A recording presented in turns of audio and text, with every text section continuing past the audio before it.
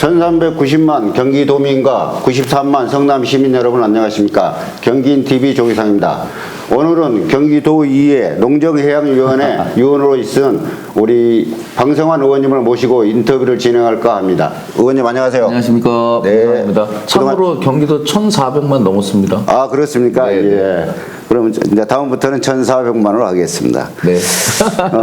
먼저 그 경기도의회 농정해양위원회 위원으로서 1년 동안 활동을 열심히 하셨는데 소감 한 말씀 부탁드립니다.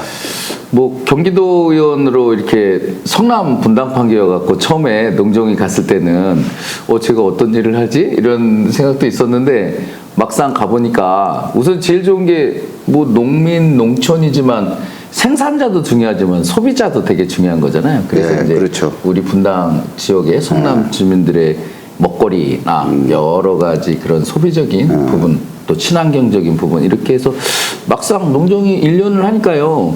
조례 발의할 부분도 많이 있었고 또 예산이나 또 반려동물 반려식물 우리 이제 그 정서적인 교감하는 그래서 치유하는 이런 부분에 대한 그래서 굉장히 반려동물 반려식물 조례 전국 최초로 발의해서 지금 이제 활성화되고 있고 또 하나가 이제 뭐 여러 그 집행부 사업적인 부분도 이렇게 저희가 이제 관리 감독해야 될 부분이 많이 있어서 뭐 농민 기본소득이라든가 여러 가지 연구해가지고 뭐 도정질의도 했고 무엇보다도 현장 방문을 참 많이 다녔어요. 알고 보면 이제 경기도 전체 지역에 농촌도 있지만 해양도 있고 상당히 북부랑 남부랑 차이점도 있고 그렇거든요. 또 공원 뭐 이렇게 해서 근데 또 현장에 다니니까 이게 농촌 우리가 기존에 생각했던 것보다 그 농정해양위원회가 하는 일이 되게 많고 일단 재밌더라고요. 우리가 이제 우리 주변에 있는 뭐 산, 강, 바다, 정원 뭐 있잖아요. 모든 것들이고 사람도 이게 먹거리 1차 산업도 있지만 뭐 3차, 6차 산업에 대한 농업의 뭐 스마트팜이라든가 뭐 기계화 정도, 농촌 일손 문제 상당히 우리랑 친밀한 문제들이 많이 있더라고요. 그래서 그런 부분을 1년 동안 좀 정리하는 차원에서 이번에 이제 그 김동연 도지사하고 일괄질의로 이제 도정질의를 하게 됐는데 뭐 여러 뭐 농민 기본소득뿐만 아니라 반려동물, 반려식물, 그 다음에 산하기관의 이제 그 정원 문제라든가 근로계약서 임금대장 문제, 또 이번에 이제 정자동 사건이 있었고요. 또 학교에 이제 급식 종사자들의 급식실의 환경이 너무 안 좋은데 거기에 이제 그 조리휴미라 그래가지고 요리할 때 나오는 그 증기 그걸 조리휴미라 그러는데 그거에 폐에 상당히 영향을 미치는 초미세 입자더라고요. 그래서 이제 산재 조사를 했더니 폐암 환자도 확진도 됐고 또 이상 의견도 있고 그래서 그런 부분 연구해가지고 교육감님하고 이제 질의도 했고 거기에 대한 대책도 또 서로 강구해봤고 그래서 여러 가지 재밌게 활동을 하면서 뭐 의원이 하는 거는 뭐 질의하고 그 다음에 법 제도 조례 만들고 예산 제대로 사용했는지 잘 또 관리 감독하고 또 현장 가서 민원 듣고 해결하고 그래서 우리 지역뿐만 아니라 경기도에 상당히 많은 부분의 농정해양의 역할을 재밌게 하고 있었어요. 그래서 현재까지 되게 만족스럽고요. 이제 뭐 1년 또 더 왕성하게 농정인뿐만 아니라 다른 상임위 활동도 더 하게 되더라고요. 그래서 이제 그런 부분에 더 발빠르게 움직이고 부지런히 움직이려고 하고 있습니다. 농정해양위원회 위원으로서 농민, 농촌, 청년 기본소득, 어민 기회소득 등 기본소득이나 그 기회소득에 난립한 그 문제점이 많이 있는 걸로 알고 있는데 그에 대해 한 말씀 부탁드립니다.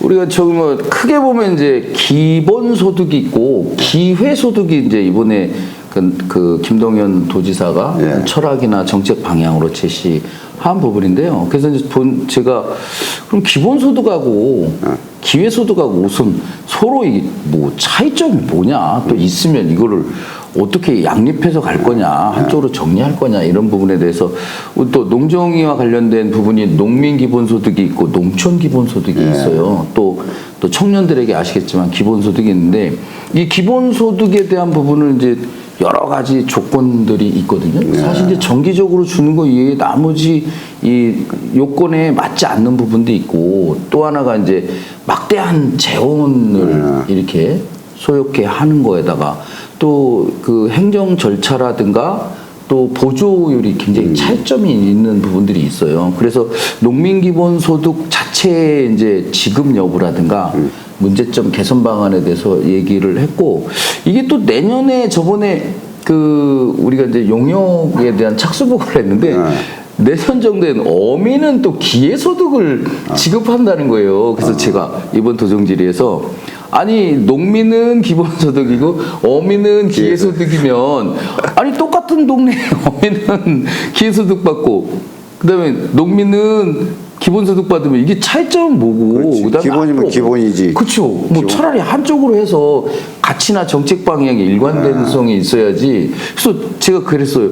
헷갈리다 이거. 그러니까는 양립을 할 건지 한쪽으로 통합을 할 건지 한쪽을 폐지할 건지 그 어떻든 정리가 돼야 될 건데 그 대표적인 예가 농민 기본소득하고 어민 기회소득이라고 본다. 그러니까 도지사의 생각을 물었고요. 그랬더니 도지사님도 기본소득에 대한 부분은 이제 청년 기본소득은 한번 기회소득으로 전환을 검토하고 있다. 이렇게 답변을 해주셨고요. 그 다음에 이제 농민 기본소득은 우리가 이제 농민은 기본소득에 상당히 부합하긴 하는데 농민들이 그 소득 부분에 되게 어렵잖아요. 그러니까 이거는 기본적인 부분에 대해서 1년에 이제 60만 원 정도 이렇게 보조하는 건데 그 쓰임새가 이제 이런 농기구라든가 이런 거에 한정돼서 하나로마트 여기까지 했는데 농민들에게는 굉장히 그 소득 대체라든가 보완 부분 이렇게 해서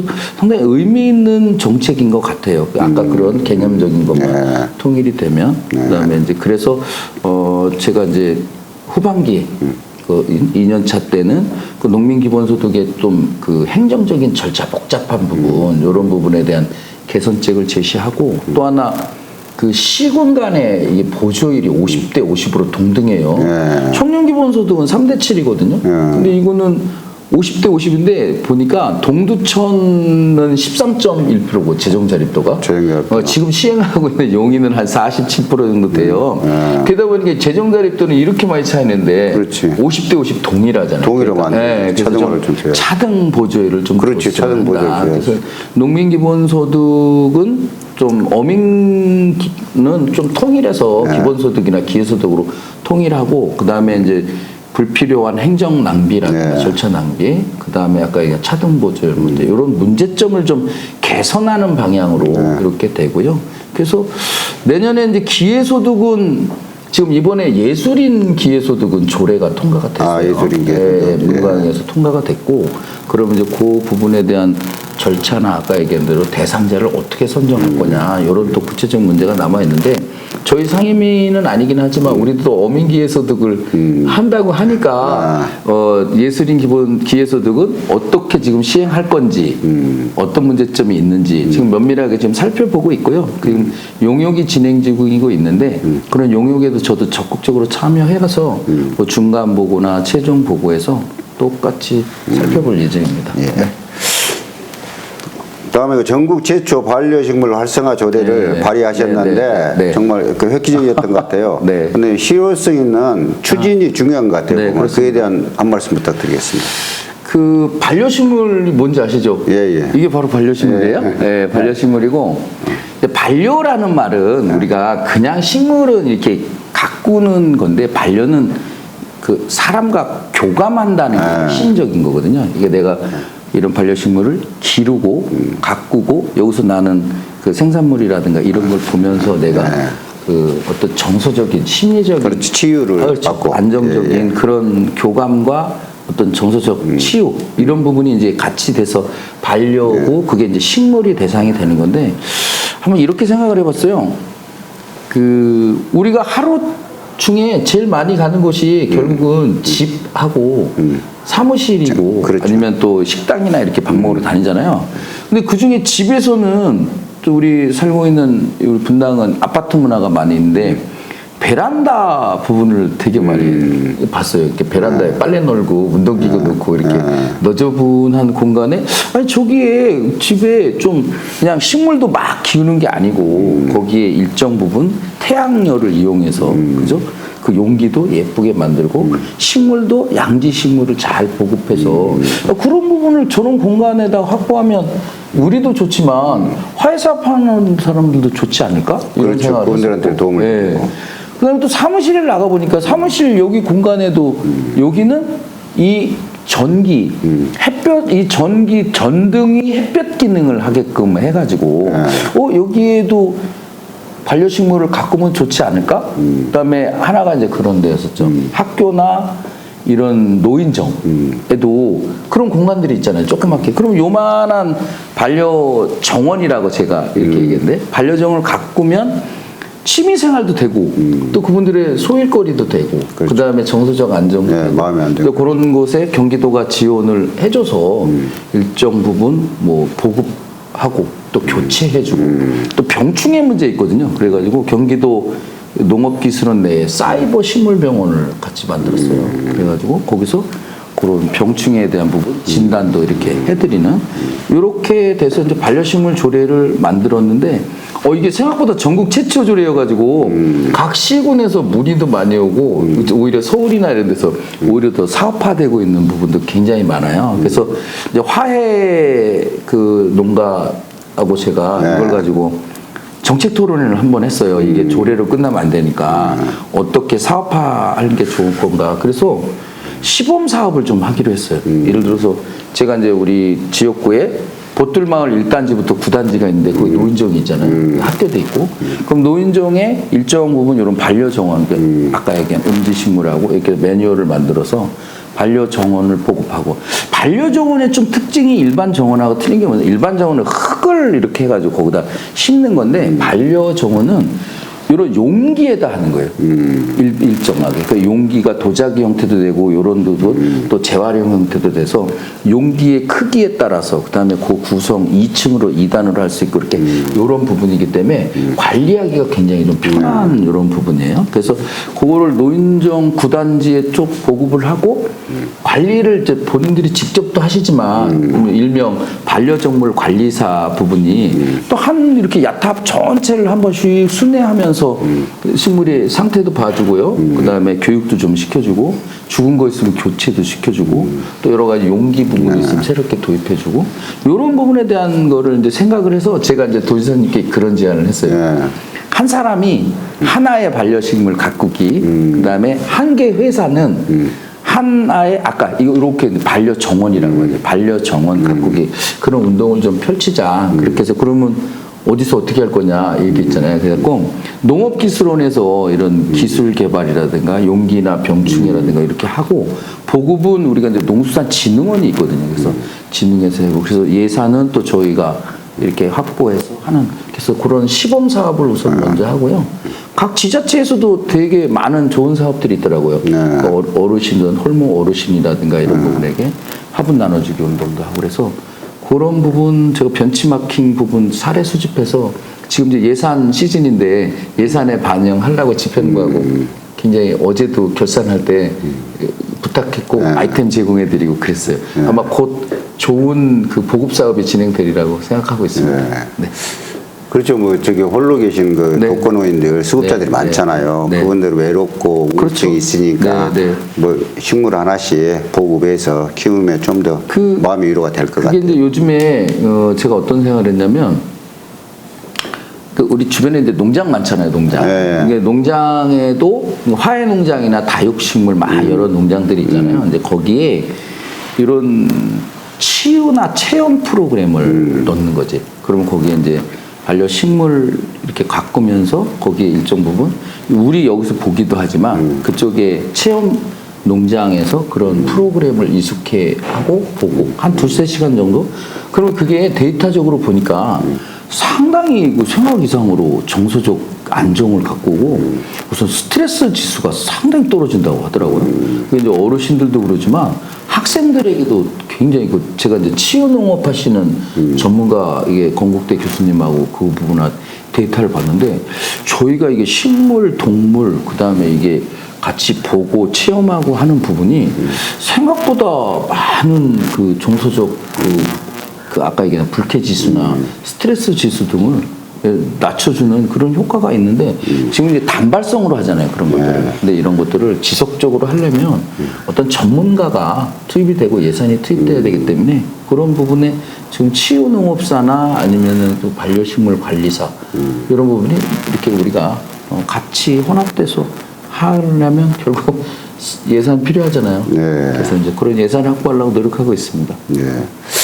그다음에 그 반려동물에 대해서 네, 네, 반려식물 나왔으니까 반려동물이 의외로 저도 강아지를 키우고 있는데 여기 비용이 만만치가 않더라고요. 그렇죠. 특히 병원비 같은 거 다리가 골절됐을 때 뭐 사람은 뭐 건강보험이라 되지만 아예 안 되다 보니까 막 몇십만 원씩 나와요.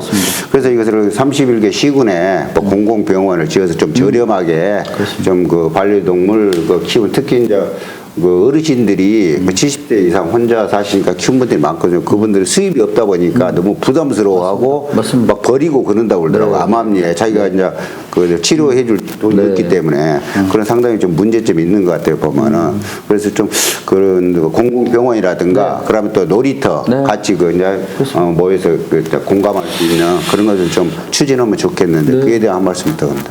그 저희가 이제 다양스럽게 그래도 경기도에 반려동물 과가 이번에 이제 저희 생겼어요. 이번에 지적한 거는 반려동물 과면은 이게 이제 그 유기견이나 입양 아직은 이제 그쪽에 치중이 돼 있어서 제가 아니 반려동물 테마파크과냐 유기과냐 이렇게 해서 이 정책팀이 없는 거예요. 그렇지, 정책팀이 있어야지. 정책팀을 우선 빨리 시급하게 해야. 왜냐면 이게 천만 뭐 이렇게 반려동물 가족이라고 하는데 유기나 입양 말고 정상적으로 반려동물을 키우고 있는 우리도 이제 세롬이 아빠인데 제가 이렇게 키우고 있는 사람들이 가장 힘든 부분이 사실은 그런 거잖아요. 경제적인 부담도 많이 들고 그다음에 갈등 상황 되게 많단 말이에요. 그또 갈등 상황 중에 이게 그 의학적인 거, 뭐 아프고 막 이런 부분에 대한 게 어떻게 할 거냐. 그다음 건강보험은 아직은 여러 사정상 시기상조라고 하는데 그래서 이제 제가 김동연 지사가 내세운 반려동물에 대한 공약하고 인수위의 백서를 다 차선했더니 9개의 사업으로 이렇게 정리가 되더라고요. 그 중에 첫 번째가 그 권역별 이제 수의학센터를 30시군에 만들겠다 아까 말씀하신 우리 병원비 때문에 사실은 경제적 부담도 되고 실제로 유기시키는 이런 부분이 많이 그렇죠. 의외로 많이 그런 치료 부분에 대한 부분을 담당하는 수의학센터를 대대적으로 홍보했는데 아주 가시적인 성과가 없는 거예요. 그래서 제가 이번에 아니 그 반려동물 1호 공약인데 그 부분에 대한 부분 빨리 실천하라 그래서 이제 긍정적인 답변을 얻었고요. 받으셨어요. 그다음에 이제 일반 반려동물 가족들이 그 테마파크나 이제 놀이터 부분에 대한 부분에 또 그 필요성을 많이 인식하시고 또 보통 같이 보면 거의 반려동물과 함께 하지 못하는 금지 구역들이 너무 많아요. 그러면 그렇죠. 반려동물과 함께 할 수 있는 테마파크나 놀이공원 근데 간이라도 좀 만들어줘야 되는데 이게 또 굉장히 갈등적인 요소가 상당히 있어요. 그래서 이제 조금 그 부분을 간이 놀이터, 큰 놀이터, 또 정식 그 테마파크 이런 부분을 권역별로 좀 이렇게 만들 수 있는 이런 거에 대한 부분이 있었고 또 이제 반려동물 그러면은 산업하고도 좀 연결이 돼야 되잖아요. 우리가 그 보면 뭐 먹이 반려동물 이게 먹이 부분도 간식. 그래서 요즘에 부분. 그런 얘기도 한번 해봤어요. 제가 이게 요즘에 이제 경기미나 이게 쌀 많이 남잖아요. 남으니까 이런 부분을 좀 이렇게 기능성 쌀로 해서 그 간식 부분으로 하면 어떻겠냐. 근데 이거는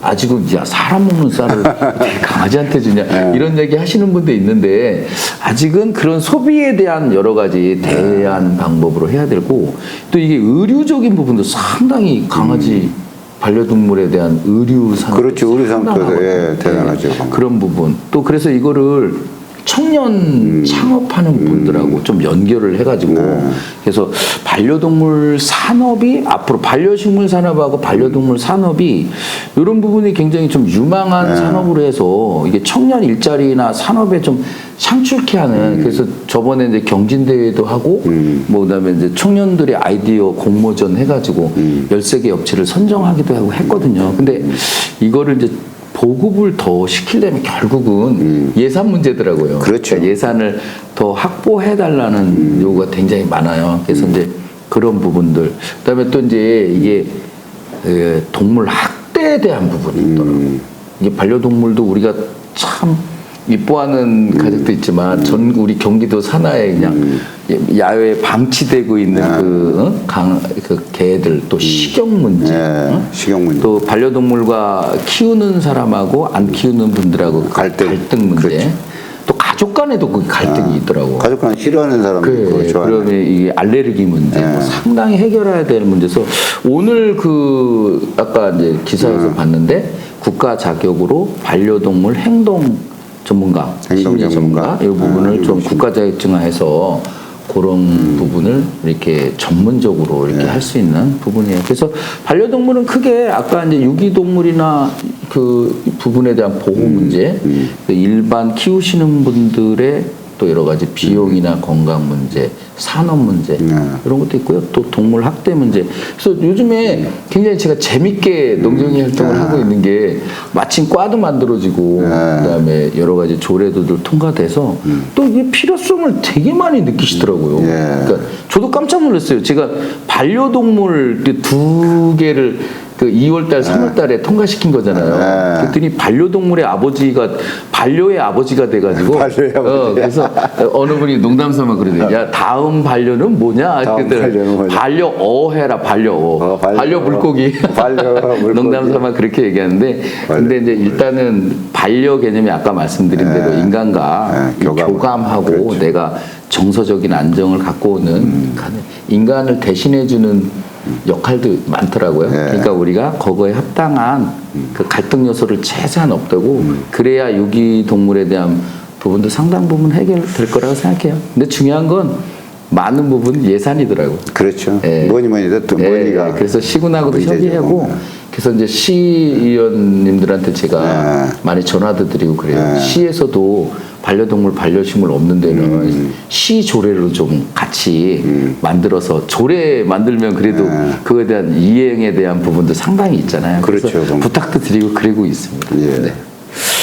뭐 상반기에 왕성하게 의정 활동을 하셨는데 이제 벌써 이제 7월부터 하반기가 시작되거든요. 하반기 뭐 의정 활동 계획이 있으면 한 말씀 부탁드립니다. 네, 하반기에 뭐 전반기하고 똑같이 활동을 할 건데 이제 하반기에는 그래도 이제 집행부 우리 대표단이 이제 임기가 이제 우리 당원이 개정이 돼서 이제 1년으로 됐어요. 명문화된 거죠. 그래서 이제 아마 7월 중에 당대표 새로 선출하는 거 있을 거고요. 근데 대표단이 있으면 저도 이제 재선 의원이니까 상당 부분 역할을 또 해야 될 거고 어떤 역할이 주어지든 더 많은 역할을 해야 되는 거고 그 역할이라는 건 결국은 경기도의 정책 방향이 제일 중요하더라고요. 우리 야당이잖아요. 또 동수 78대 78이고 78. 그래서 경기도의 어떤 사업 방향, 그다음 예산 집행에 대한 부분, 또 인사 문제, 또 여러 가지 또 협상해야 되는 많은 부분들이 있는데 그쪽에서 같이 역할을 할 거고 또 상임위는 마찬가지로 이제 제가 그 최종적으로 생각하는 거는 치유농업이에요. 치유농업. 치유농업하고 체험하고 교육 이런 부분인데 이것만 한번 말씀드릴게요. 저희가 저도 농장에를 참 체험을 이렇게 많이 갔어요. 현장 근데 이렇게 얘기를 하시더라고. 어느 며느님이랑 아들이 감귤농원을 하는 거야. 이렇게. 감귤농원하고 아버지는 옆에서 관엽식물을 이렇게 재배하는 거야. 하우스 네이동을 하고. 근데 그 며느님이 그 얘기를 하더라고. 주인이지. 아니 우리는 농사만 갔거든요. 여기서 솔직히 계속 직업을 못 하겠어요. 왜냐면 이게 생산이 과잉되고 또 외국에 수입이 되고 그다음에 이게 비용은 많이 들기 때문에 이 농업을 가지고 내가 내 자식 여기서 키우면서 직업으로 하기에는 또 힘들고. 그렇지. 팔로 뭐 단가 문제 모든 그래서 그분이 그 얘기를 하시더라고. 우리도 무언가 부가가치를 창출시킬 수 있는 그런 부분에 대한 연구를 꼭 해야 되겠다. 그래서 내가 생산하는 부분이 한 70%의 수익을 내고 그럼 부가가치가 30인데 뭐냐? 저는 요즘에 감귤 농원을 하는데 여기서 학생들이나 그렇지. 노인분들 체험 농장식으로 체험 프로그램 수행하고 또 하나가 남편은 거기서 나오는 감귤을 2차 가공품으로 해가지고 거기서 감귤 뭐 액을 만들고 또 청도 만들고 이렇게 하는 거예요. 그래서 그거를 이게 직접 옛날에는 판매만 했는데 이제는 찾아오는 체험 프로그램들이 체험료 좀 받고 그렇죠. 그죠? 과잉된 거 따서 또 가져가고 가져가고 2차 가공품을 판매하고 그 옆에 또 이렇게 빵 있잖아요. 빵 간단하게 그리고 거기서 또 빵이나 커피 이렇게 하더라고. 그래서 이게 그래서 제가 이제 요즘에 또 하나 주되게 하는 게 체험 농장 활성화 및 지원조례 이제 7월달에 발의하고 할 건데요. 그래서 체험과 교육, 그다음에 치유, 우리 주변에 있는 농촌 자원 중에서 우리 그랬잖아요. 여기 하우스에서 많은 부분이 한 하우스 3-4개 동 갖고 그렇지. 내가 이제 거기서 치유 프로그램까지 하면 그게 하나의 직업화되고 소득 창출하고 그것도 이제 청년들한테 이제 직업으로 가면서 대신 옛날 방식으로 해서 벗어나서 이제는 저 스마트팜처럼 그렇죠. 스마트 우리가 하우스 하나에 옛날에 이제 3단, 4단이 되는 거죠.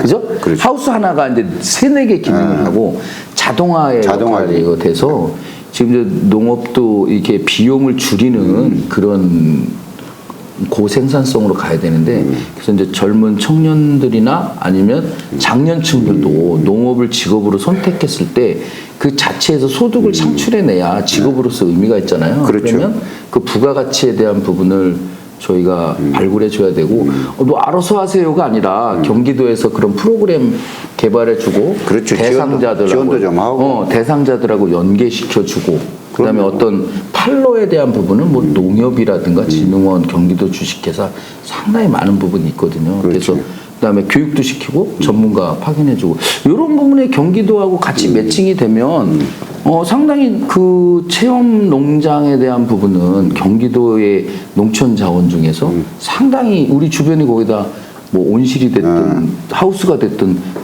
그런 시설에서 내가 생산하고 하잖아요. 그러니까 굉장히 유망한 일자리나 아니면 생산 소득을 창출하는 데도 기여하지 않을까 이렇게 생각을 하고 있어요. 그래서 하반기에는 그런 쪽으로 더 농정인 활동을 할 예정입니다. 네. 네, 끝으로 경기도민하고 그다음에 네. 지역구인 여기 분당 주민들께 한 말씀 부탁드리겠습니다.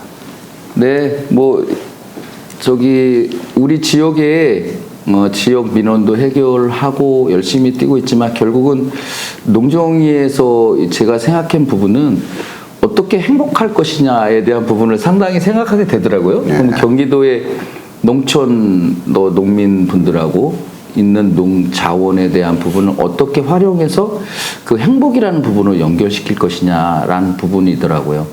그러면 결국 농민들이 소득이 안정되고 아까 얘기한 부가가치 창출되고 그다음에 거기에서 이제 우리 소비자들인 도민들은 그 정서적 심리적 안정을 갖고 오는 이런 체험, 치유, 교육에 대한 부분 우리 지역에 접목시키려고 많은 노력을 하고 있습니다. 그러니까 시범 사업, 선도 사업 해서 제가 조례 발의한 부분이 사업화될 때 우리 지역으로 최우선적으로 이렇게 같이 유치할 수 있도록 하고요. 또 경기도의 농업이 결국 우리 건강 문제하고 직결이 되는 거기 때문에 또 먹거리에 대한 부분, 친환경적인 부분 많이 있어요. 그래서 그런 부분에 대한 프로그램을 제대로 개발하고 지금 현재 갖춰져 있는 여러 가지 시설들 이런 부분들을 우리 도민들이나 우리 지역구 주민들이 잘 활용할 수 있게끔 제가 여러 매뉴얼도 만들고 홍보수단도 만들고 해서 같이 이렇게 할 수 있는 그런 부분이고요.